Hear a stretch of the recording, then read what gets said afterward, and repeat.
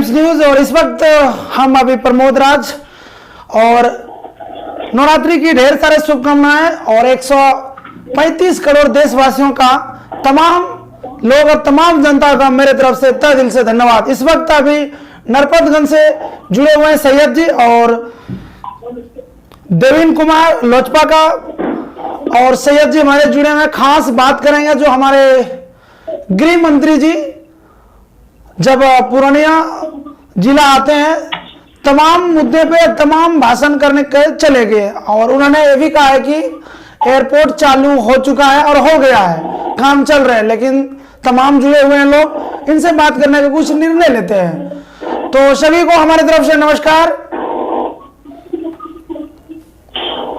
नमस्कार। नमस्कार। नमस्कार। तो मुद्दा जो है, भारतीय जनता पार्टी के गृह मंत्री जी जब पूर्णिया जिला आते हैं नरपतगंज के अंतर्गत, तो उसमें क्या कुछ बात रही, तमाम अभी बात करते हैं सैयद जी से। सैयद जी अपनी बातों को आप पूरा कीजिए। जो गृह मंत्री जी भारतीय जनता पार्टी के आते हैं और ना अपनी चरम सीमा महंगाई के ऊपर कुछ बात करते हैं, नहीं तो कुछ विकास के ऊपर बात करते हैं, सीधे आते हैं लालू प्रसाद यादव और बिहार के मुख्यमंत्री तेजस्वी यादव और मुख्यमंत्री नीतीश कुमार के ऊपर कुछ भाषाओं का उपयोग करते हैं। उन्होंने उस पर ज्यादा टिप्पणियां 31 मिनट का वीडियो उन्होंने जारी किए हैं। तो सैयद जी से कुछ बात करने का प्रयास करेंगे।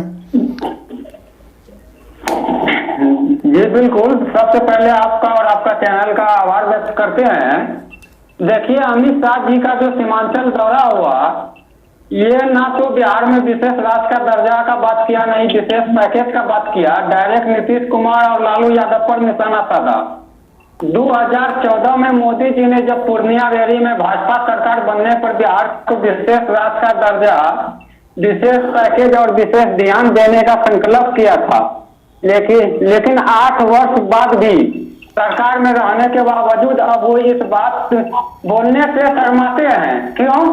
क्या गृह मंत्री अमित शाह पूर्णिया में इस पर बात किया? ये केवल समाज में विभाजन ही करेंगे।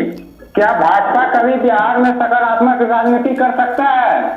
आज देखिए, बड़े उद्योगपतियों का अरबों का कर्ज माफ किया जा रहा है, लेकिन अगर एक किसान या छोटा व्यापारी छोटा सा भी कर्ज लौटा ना पाए तो डिफॉल्टर करके उसे तुरंत जेल में डाल देता है।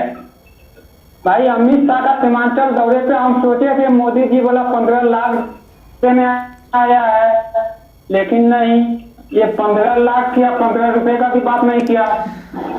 नहीं, आप लोग जब गृह मंत्री अमित शाह वहां पे जब पहुंचते हैं, सारी जनताओं का सोच होती कि आज न कुछ हमारे लिए सौगात देगी और कुछ न कुछ नए चीजों का विकास के मुद्दे पे बात करेंगे, लेकिन जस्ट उल्टा हो गए। उन्होंने ऐसा साधा को सरकार को चेंज को लेकर, उनका भाषण में आप देखे होंगे 31 मिनट की उन्होंने भाषण किया था, सीधा लालू प्रसाद यादव नीतीश कुमार के आरोप पे उन्होंने जो साधा किया था उनका अंदाजा नहीं लगा सकते हैं। इस वक्त हम देवानी जी से लोजपा, ये भाजपा प्रमोद जी, ये भाजपा वाला का नियम ही है। आप देखिए, नरपतगंज के भाजपा विधायक भाजपा के जिला अध्यक्ष के नाम पर पदाधिकारी से रंगदारी करके 25,000 रुपए का वसूली कर रहा है, जिसका ऑडियो खुलेआम वायरल हो रहा है, लेकिन संज्ञान में कोई नहीं ले रहा है।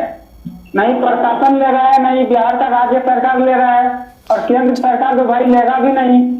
चलिए देवानी जी के पास, देवेंद्र जी के पास आते हैं। देवेंद्र जी, आखिर आपका जो अंदाजा था, जो गृह मंत्री जी आपके वहां पे पहुंच रहे थे, और आप लोग का इतना उत्साह हुआ होगा कि कुछ न कुछ गृह मंत्री जी हमारे देशवासियों के लिए और इस पूर्णिया जिला के लिए कुछ न कुछ नई कुछ सूचना देगी, लेकिन ऐसा हुआ नहीं। इसके बारे में क्या कहना चाहते हैं आप?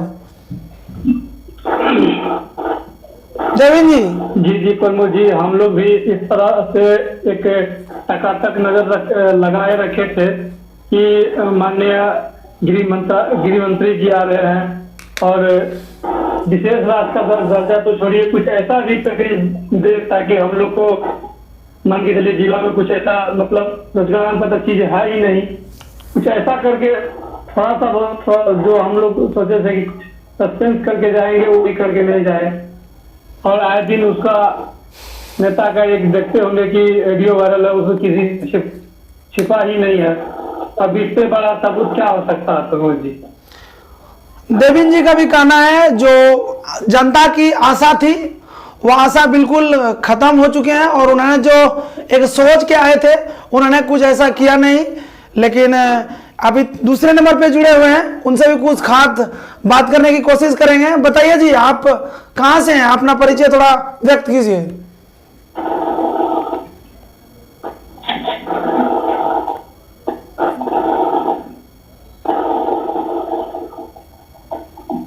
आप तक प्रमोद जी मैं कुछ बोलूं? हाँ जी बिल्कुल बोलिए।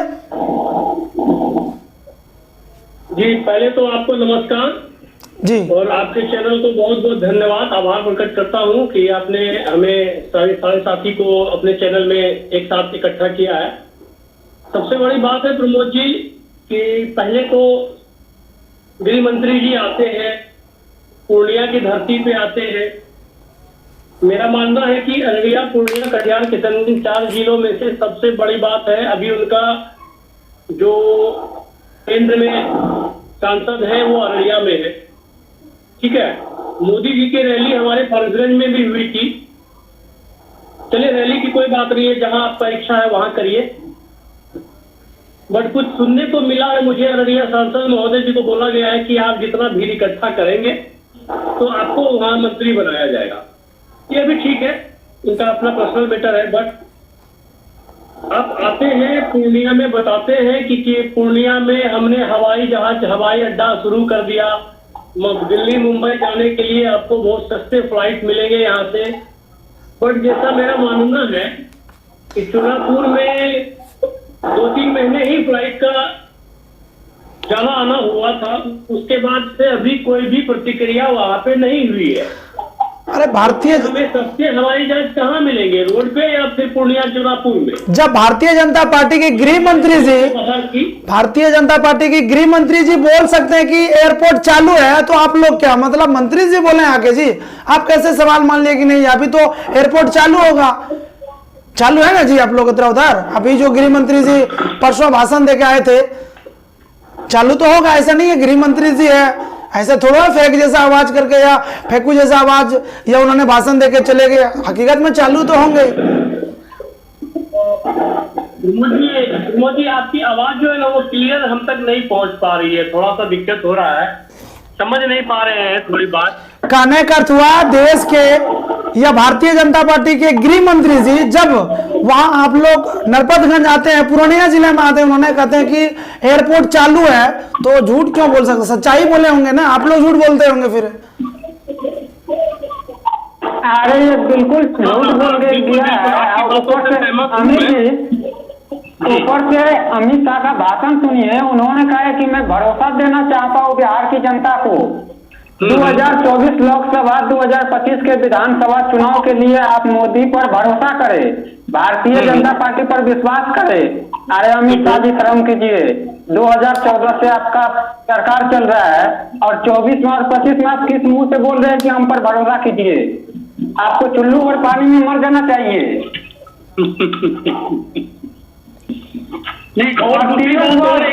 अमित जी प्रत्येक वर्ष 2 करोड़ रोजगार का मोदी जी ने वादा किया था। पिछले 8 साल से अगर अनुमान लगाया जाए तो 16 करोड़ रोजगार हो रहा है। वो केवल हमको 16 रोजगार गिना दे, 16 ही रोजगार हमको दिखाए।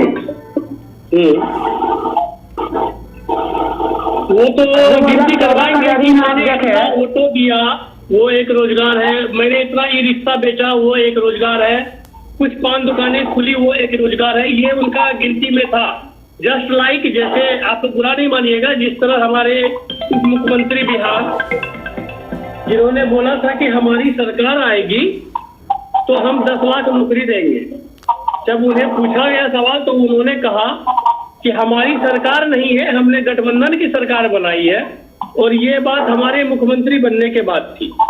तो ये तो वादा तो बहुत लोग करते हैं। दूसरी और एक बात है कि यदि आप एयरपोर्ट दे रहे हैं तो हमारे कितने किसान भाई एयरपोर्ट में जाके अपना टिकट कटवा के पटना, दिल्ली, मुंबई जा सकते हैं? संभव नहीं है। अरे भाई हम तो आज पूर्णिया गए थे, हम आज एयरपोर्ट को खोज रहे थे कहाँ पे भाई एयरपोर्ट है, प्लेन का टिकट लेके हमको पटना जाना था लेकिन मिला ही नहीं। बिल्कुल बिल्कुल सही बात है। दूसरी बात ये है, आप ये देख लीजिए 1976 से अभी तक, 1980 से मान के चलिए अभी तक हमारा चावल धान गेहूं का रेट जो है मात्र 19% बढ़ा है, जिसको अभी गेहूं का रेट 7600 रुपया होना चाहिए, वो अभी 2000 रुपये बिक रहा है। और हमारे सांसद की सैलरी दिन ब दिन, अगर किसान से बात कीजिएगा, अमित जी अगर किसान से बात कीजिएगा तो पहले राजाओं और संतों द्वारा फिर अंग्रेजों द्वारा किसान के साथ की गई नाइंसाफी अब पीड़ादायक इतिहास रहा है। आजादी के बाद किसानों के दिन बहुरने की उम्मीद में 70 साल बीत गए हैं, लेकिन आज भी देश के विभिन्न हिस्सों में किसान की आत्महत्या थमने की नाम नहीं ले रहा है। देवेंद्र जी, हाँ सही बात है। आप देखिए कोई देवेंद्र जी, राजनीतिक पार्टी या सरकार किसानों की वास्तविक भलाई की बात नहीं की है। देवेंद्र जी, इतना ही बोला है जितना से उसको किसान का वोट मिल सके। देवेंद्र जी लोजपा के कार्यकर्ता हैं, देवेंद्र जी लोजपा के कार्यकर्ता हैं। मैं आपसे एक सवाल